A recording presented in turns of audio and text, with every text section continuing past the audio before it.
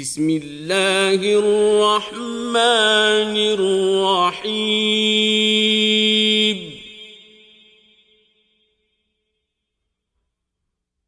اقرأ باسم ربك الذي خلق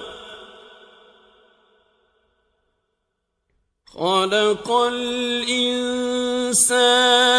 من علق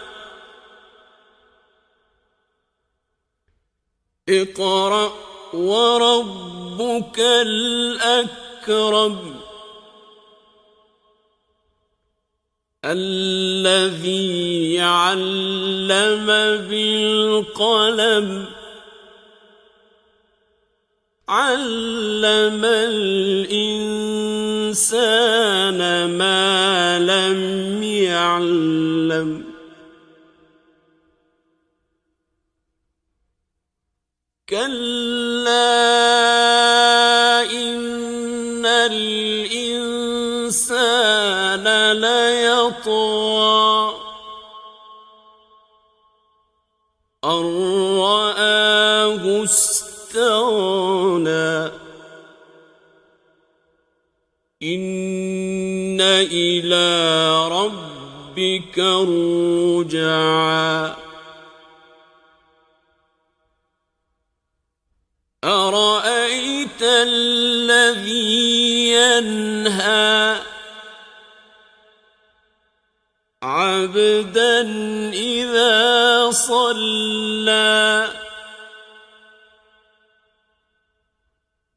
أرأيت إن كان على الهدى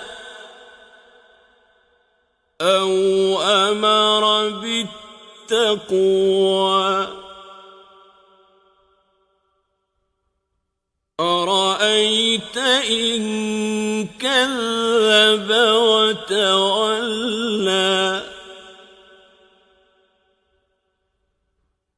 ألم يعلم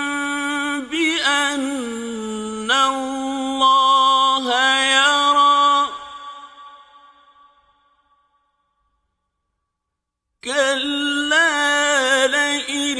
لم ينته لنسفعا بالناصية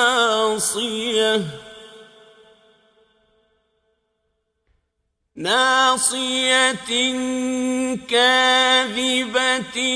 خاطئة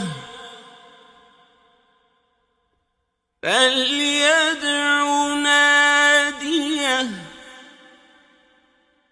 سندع الزبانية